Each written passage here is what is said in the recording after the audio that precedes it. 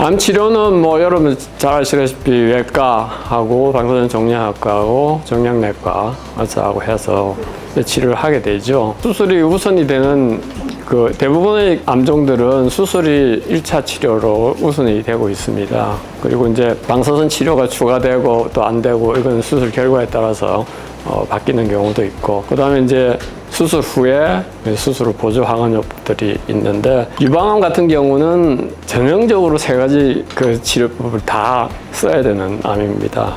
왜냐면은 그 위암 같은 경우는 수술이 제일 중요합니다. 수술이 제일 중요해서 수술을 잘 해야 되거든요. 잘 해서 제거가 잘 되면은 그 다음에 보조요법이 필요 없는 경우도 있고 방사선 치료도 필요 없고, 어느 정도 또 이제 병이 주위 림프절에 가 있고 그러면은 추가적으로 보조요법을 해야 되고 하는 경우가 있는데, 유방암은 1기라도 어떤 형태의 보조요법을 다 합니다. 호르몬요법도 있고 하기 때문에 하는데, 유방암의 수술은 나중에 제가 한 번 더 말씀드리겠지만은 굉장히 축소해서 하죠. 굉장히 종양만 제거하고 방사선 치료를 해버립니다. 그걸로 끝입니다. 국소 치료는. 그 다음에는 항암요법, 호르몬요법, 화학요법, 뭐 표적치료제 이런 것들은 이제 되는데, 왜냐하면은 유방암은 굉장히 서서히 자랍니다. 그래서 최초에 발생을 하고 나서 어떤 경우는 수년이 걸릴 수도 있고 해서 영상 그 검사로 우리가 발견할 수 있는 시기에 올 때는 이미 처음 발생하고 나서 기간이 상당한 기간 동안 경과가 됐다고 보기 때문에 그 사이에 이미 눈에 보이지 않는 미세 전이가 일어났다고 봅니다. 그렇기 때문에 국소 치료보다는 전신 치료가 중요하다고 하죠. 1기 같은 경우에도 호르몬요법 해서 치료를 하게 됩니다. 이 세 가지 치료 방법을 갖다가 이제 다 동원을 하게 되는데, 의사하고 방사선종양학과 의사하고 종양내과에서 긴밀한 협조를 통해 가지고 이제 플랜을 세워서 암 치료를 어떻게 할 건지 미리 이제 정해 가지고 진행하게 될 겁니다. 여러분들도 다 대학병원에서 다 그렇게 지금 치료를 받고 계셨을 겁니다.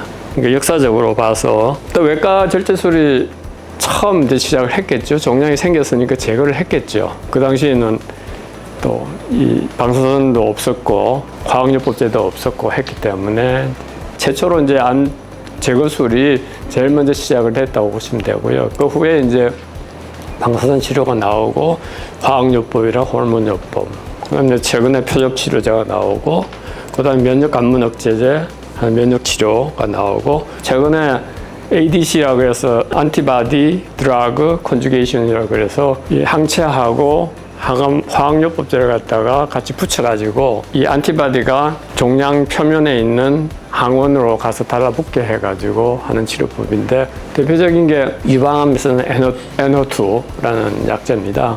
지금 급여도 되죠. 상당히 비싼 약인데 급여도 되고 굉장히 이제 효과가 좋은 걸로 돼 있고, 전립선암이라든지 다른 암종에 대해서도 굉장히 많이 개발이 되고 있고, 아직 급여는 안 되지만은 시각적 허가 맡은 게 있고 그렇습니다. 그래서 당분간은 이 ADC 약제가 그 제약회사들이 그 연구에 집중하는 그런 분야가 아닐까 싶습니다. 처음 이제 암 수술은 1809년도에 난소 종양 제거술이 최초라고 보시면 됩니다. 그때는 마취제도 없었어요. 마취 안 하고 그냥 배를 열고 난소를 제거하는 수술을 했던 거죠. 그 1894년도에 닥터 할스테드라는 사람이 유방암을 건치적 치료를 하겠다 해서, 그 당시에는 미세 전이에 대한 개념이 없었기 때문에 종양을 충분히 제거해야 된다고 해가지고 유방이 있으면은 유방뿐만 아니라 그 뒤쪽에 있는 근육까지 제거하고 겨드랑이도 다 제거하는데, 지금은 겨드랑이 제거술도 굉장히 축소돼 있죠. 한두 개 제거해보고, 그리고 매핑을 하죠. 매핑을 해서 전이가 가 있는 림프절을 찾아가지고 그걸 이제 제거를 하는데, 그 당시에는 림프절 레벨 1, 레벨 2, 레벨 3 이렇게 되어 있습니다. 근데 이 당시는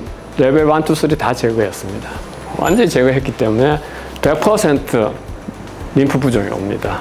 그래서 상당히 이제 활동하는데 불편하고 하는 그런 거였죠. 근데 점점 이제 그렇게 하는 게 필요 없다. 왜냐하면 그렇게 수술을 하고 나서도 한 1년 지나니까 다 폐에 전이 가고 뼈에 전이 가고 뭐 간에 전이 가고 이런 식으로 하니까 수술을 그렇게 광범위하게 하는 건 전혀 유방암에서는 적용하는 게 문제가 있다. 그래서 점점 줄어들게 됩니다. 그 다음에 이제 퀴리 부인이 1898년도에 레디움을 이제 발견하지요. 그래서 방사선 치료가 됐고, 그게 이제 적용이 돼가지고 1928년도에 두경부암, 그 중에서 후두암의 근치적 그 방사선 치료가 성공을 하게 되죠. 여러분 생각해보세요. 후두암 같은 경우는 수술을 하게 되면은 말을 못하죠. 말을 못하기 때문에 방사선 치료만 가지고 하면 말은 다 할 수 있거든요. 후두암의 표준 치료는 방사선 치료하고 항암 치료 동시에 하는 게 표준 치료로 되어 있습니다. 그래서 목소리는 그대로 유지를 하고 있는 거.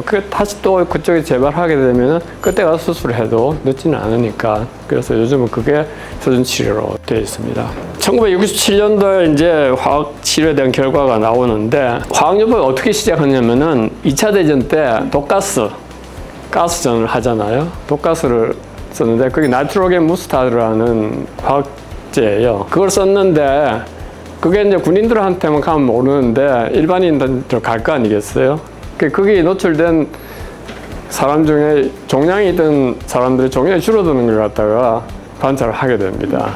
그래서 그럼 이걸 갖다가 종양치료 한번 쓰면 좋겠다 이래가지고 그거를 예일대학에서 림프종에 적용을 했습니다. 림프종이 이제 아까 보였다시피 67년도 완치를 보게 되죠. 림프종은 혈액 질환이기 때문에 수술이나 이런 건 해당이 안 되고요.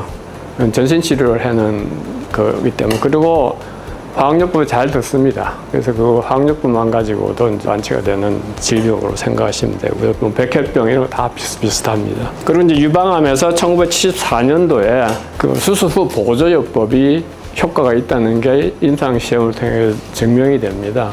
그래서 그 이후로 이제 유방암 수술 보조요법이 화학요법을 하든 호르몬요법을 하든지 그게 표준 치료로 되어 있고 가이드라인에서 그렇게 이제 권유를 하고 있죠. 한동안 한 20-30년 동안 이제 공백이 있다가 2000년도에 들어서서 표적 치료제가 등장을 하게 됩니다. 최초의 표적 치료제는 글리백이라는 건데, 글리백은 만성 골수성 백혈병에서 글리백을 쓰게 되면은 조절이 가능한데, 원래 만성 골수성 백혈병은 골수 이식을 했었습니다. 골수 이식을 했었는데 이제는 이제 골수 이식을 안 하고 글리백을 써서 조절을 하고 있습니다. 그 이후에 이제 이레사라고 해서 폐암에 쓰는 표적 치료제가 나오게 되죠. 그래서 이레사가 나오기 전에는 폐암이라고 비소세포 폐암이라고 진단이 되면은 이건 뭐 1년 이내입니다 이랬었습니다.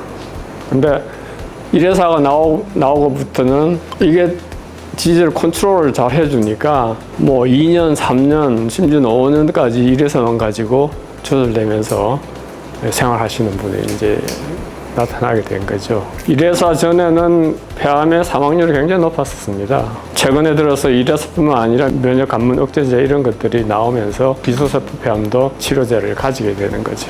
그다음에 이제 한 10년 후에 2010년도에 면역 감문 억제제 뭐 키트루다라든지 이런 것들이 이제 나오게 돼 가지고 뭐 여러분들 많이 알고 계실 겁니다. 이 면역 감문 억제 키트루다 항암 효과가 좋다는 건 여러분들 알고 계실 거고, 가티셀이라는 게 나오죠. 킴리아라고 해서 이것도 이제 림프종에 쓰는 건데, 이것도 아주 드라마틱하게 이 림프종을 갖다가 치료하는 이 약제로 등장하게 됩니다. 그러면은 우리나라의 이 암 치료술은 어느 정도인가 전 세계하고 비교를 했을 때, 이거는 2010년도, 14년도 국제 비교한 데이터인데, 한국, 미국, 영국, 일본, 그러니까 미국, 유럽, 그리고 우리 이웃인 일본 이렇게 이제 비교를 했었습니다. 그런데 위암은 OECD 중에 1위입니다. 위암은 수술이 정말 중요하거든요. 우리나라 국내 외과 선생님들 정말 선기술이 좋습니다. 제가 한 15년 전에 위암 진단을 받았는데 미국 가서 수술하겠다 그런 분이 계셨어요. 그래서 내가 그러면 안 된다. 그쪽은 우리보다 훨씬 수술 기술이 떨어지기 때문에 가시면 안 된다고 말린 적이 있었습니다. 지금은 안 그렇지만은 그 당시만 해도 미국은 모든 걸 다 잘하는 줄 알고 가시겠다는 분도 계셨어요. 우리나라에서 지금 그 1위이기 때문에 외국에서 위암을 대상으로 해서 임상시험할 때는 한국 외과 선생님들 다 초빙을 하고 그럽니다. 그래서 그만큼 우리 위암은 우리가 부동의 1위를 차지하고 있는 거죠. 대장암도 1위고요. 폐암도 3위입니다. 자궁경부암도 3위고 근데 유방암이 14위로 돼 있죠. 아까도 말씀드렸죠. 유방암은 수술이 중요하지 않다 했습니다. 전신치료, 항암치료가 중요하다고 말씀을 드렸는데 우리나라에 들어오는 새로운 신약들은 굉장히 빨리 들어옵니다. 급여가 되는 과정도 유럽보다 더 빨라요. 유럽은 영국이나 이런 쪽에 보게 되면은 굉장히 신중하게 결정을 합니다. 그러니까 급여를 결정할 때는 여러 가지 요소들이 있습니다. 그거 좋은 약인데 왜 안 해주냐 이렇게 생각할 수가 있는데 근거 레벨이 확실해야 되고 그만큼 고가의 비용을 투자했을 때 그 효과가 어느 정도냐 그래서 우선순위가 결정이 되는 겁니다. 한정된 보험 재정 내에서 암 환자뿐만 아니라 다른 심혈관계 질환, 다른 질환들이 많잖아요. 그걸 다 이제 분배를 해줘야 되는데 거기서 이제 우선순위를 정하게 되는 거죠.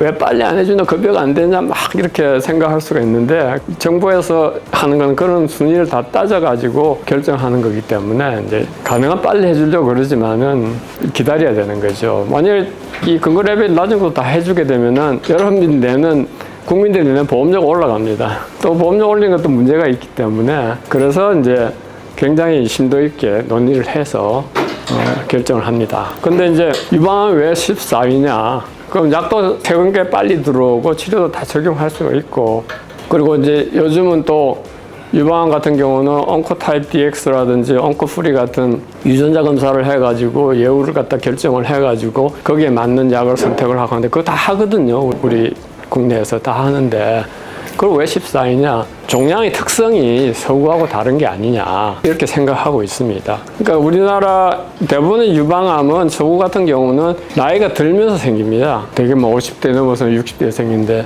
우리나라는 이제 젊은 층이 많이 생기죠. 20, 30대 유방암이 많이 생깁니다.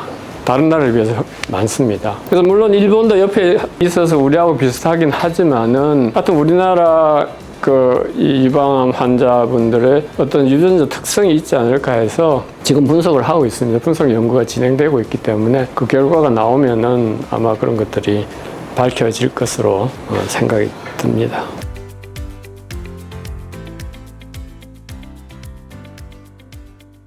자, 그렇지만은 그 5년 상대 생존율 추이를 보게 되면은 93년, 95년도 42.9%인데 2017년, 21년도 보면은 72.1%입니다. 29.2% 올라갔죠. 상당히 좋아졌죠, 이게. 그러니까 이제 여기에는 여러 가지 이제 요인이 있죠. 이렇게 좋아질 수 있는 게요. 우선 국가검진, 국가암검진 때문에 조기 발견이 많아졌어요. 조기 발견이 많아지니까 수술을 할 수 있게 되고 수술 이런 걸 가지고 완치가 되니까 5년 생존율이 높아지는 데 기여를 하는 거고 이제 두 번째가 신약을 빨리 저희들이 도입을 해가지고 환자들이 적용할 수 있기 때문에 그 5년 생존율이 상당히 이제 좋아진 겁니다. 여러분들은 아마 최신의 치료를 받고 계시고 국가에서 생기기 전부터 암 관리를 갖다가 지금 잘 해주고 있다고 보시면 될 겁니다. 그 암검진 꼭 받으셔야 됩니다. 그게 또 추가로 뭐 내시경 이런 것들 하게 되는데 그런 것도 추가해서 받으시도록 하고요. 그런데 질병 사망률을 보게 되면요. 여기 제일 이 파랗게 제일 높은 거 있죠? 이게 암 사망률입니다. 심장하고 뇌혈관을 합쳐도 암에 의한 사망률은 높습니다. 역시 암은 아직까지는 난치병이다. 이렇게 이야기를 할 수가 있죠. 그래서 암 사망 순위를 보게 되면 폐암, 간암, 대장암, 위암, 췌장암 이렇게 돼 있는데 폐암은 아까 말씀드렸지만은 얼마 전까지만 해도 치료약이 별로 없었죠.